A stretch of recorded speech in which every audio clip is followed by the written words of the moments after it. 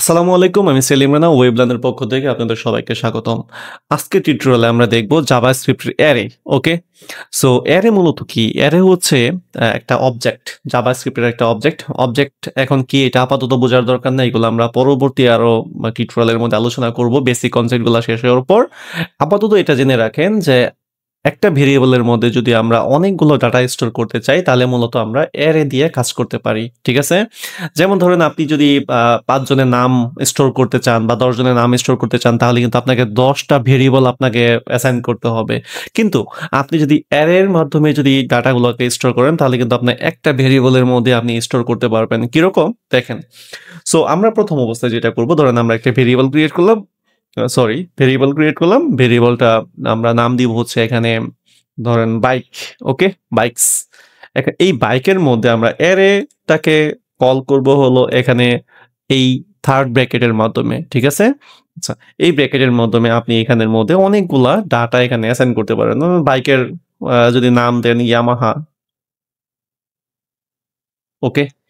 তারপর ধরেন আপনি এখানের মধ্যে দেন সুজুকি। হ্যাঁ? ধরেন আমরা এখানে ৩ টা বাইক কোম্পানির নাম লিখলাম। এখানে দিলাম হলো হোন্ডা। মনে করেন এটা হচ্ছে ৩ টা বাইকের নাম, কোম্পানির নাম। এখন এই ৩ টা বাইককে আপনি কিভাবে কল করবেন বা শো করবেন? দেখেন একটা ভেরিয়েবলের মধ্যে কিন্তু আমরা এখানে ৩ টা ডাটা এখানে লিখতে পারছি, তাই না? তা না হলে আমরা যদি আলাদা, আলাদা করে লিখতাম তাহলে এখানে বাইক 1, বাইক 2, বাইক 3 করে ভেরিয়েবল ক্রিয়েট করে তারপর আমাদের এইভাবে স্টোর করতে হতো। যেটা আমাদের কোডের রিডান্ডেন্সি অনেক বেশি হয়ে যেত। অনেক বেশি কোড আমাদের লিখতে হতো। বাট আমাদের এখন এক লাইনের মধ্যে আমরা কোডগুলা লিখে ফেলতে পারছি। ঠিক আছে? এখন আমরা এই ডাটাগুলাকে যদি শো করতে চাই তাহলে console.log এখানে আমরা লিখে দিলাম বাইকস। ওকে? সো এখন যদি দেখি তাহলে আমরা দেখব এখানে আমাদের টোটাল ৩ টা অ্যারে আছে। এই টোটাল ৩ টা অ্যারের মধ্যে আমাদের ইয়ামাহা, সুজুকি, হোন্ডা এগুলা কিন্তু চলে আসছে। খেয়াল করে দেখেন। এখন আমরা যদি চাই যে সিঙ্গেল করে ডাটা শো করাতে, তখন আমরা কি করতে পারি? তখন আমরা সেই ক্ষেত্রে এই জায়গাটার মধ্যে একটা অ্যারের ডাটাগুলাকে মানে ফেচ করার জন্য বা ডিক্লেয়ার করার জন্য বা অ্যাক্সেস পাওয়ার জন্য আমরা এখানের মধ্যে ইনডেক্স ব্যবহার করতে পারি। যেমন মনে করেন অ্যারে ডাটাগুলোর মধ্যে এটা হচ্ছে 0, এটা হচ্ছে 1, এটা হচ্ছে 2। এখানের মধ্যে অ্যারের মধ্যে যেই ডাটাগুলো থাকে সেই ডাটাগুলো মূলত 0 ইনডেক্স থেকে শুরু হয়। ধরেন এটা একটা ইনডেক্স, এটা একটা ইনডেক্স, এটা। তার মানে প্রথম ইনডেক্সটা হলো 0 তে, মানে 0 তে এর ডাটার অবস্থান, এটা হচ্ছে 1 এ অবস্থান, এটা হচ্ছে 2 তে অবস্থান। সো আমরা যদি এখানের মধ্যে 0 লিখি এখানে, তাহলে খেয়াল করে দেখেন এখানে ইয়ামাহা দেখতে পাচ্ছি। যদি আমরা এই সুজুকির অ্যাক্সেস পেতে চাই তাহলে এটা 1 দিব। এটা হচ্ছে দেখেন সুজুকি অ্যাক্সেস পেয়ে গেলাম। এখানে যদি আমরা 2 দেই তাহলে কিন্তু আমরা এখান থেকে হোন্ডার অ্যাক্সেসটা কিন্তু পেয়ে গেলাম।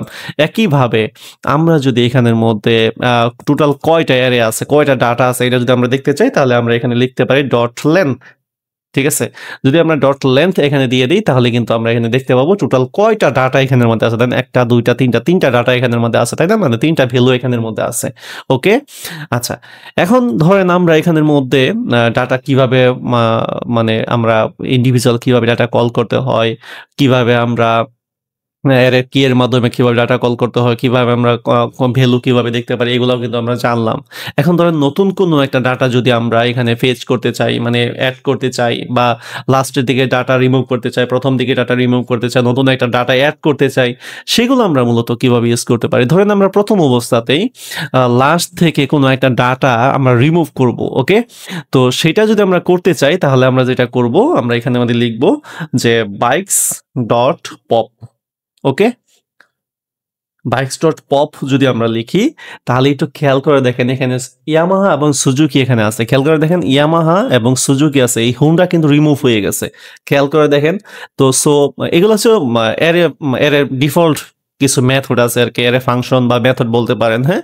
যে পপ ফাংশনের কাজ হচ্ছে যে আমাদের অ্যারের মধ্যে যদি অনেকগুলা ডাটা থাকে তাহলে একদম লাস্ট পজিশন থেকে এইটা লাস্ট পজিশনের যে ডাটা সেটাকে সে রিমুভ করে ফেলে এন্ড যেই ডাটাগুলো থাকে সেগুলো এখানে রিটার্ন করবে।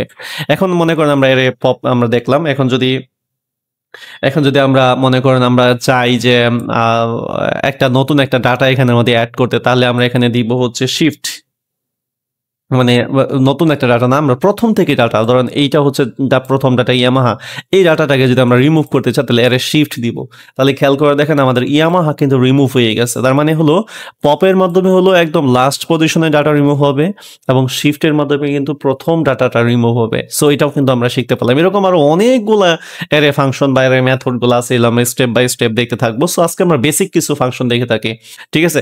এখন যদি মনে করেন আমি চাচ্ছি একদম লাস্ট পজিশনে, একদম হোন্ডার পরে আমি নতুন কোনো ডাটা আমি দেখতে চাচ্ছি, ঠিক আছে, সেই ডাটাটাকে দেখার জন্য আমাকে যেটা করতে হবে যে নতুন একটা ফাংশন আমাদের লিখতে হবে অ্যারে পুশ। তো পুশের মধ্যে আমরা আলটিমেটলি কোন ডাটাটা দেখতে যাচ্ছি, মনে করেন আরকেএস ব্র্যান্ডের একটা বাইকের নাম আমরা দেখতে যাচ্ছি, খেয়াল করে দেখেন আমাদের লাস্ট পজিশনে কিন্তু এখন দেখেন এর ডাটা কিন্তু ইন্ডেক্স কিন্তু 4, তার মানে এখানের মধ্যে আমাদের আরকেএস ডাটাটা কিন্তু আমাদের অ্যাড হয়ে গেছে, খেয়াল করে দেখছেন।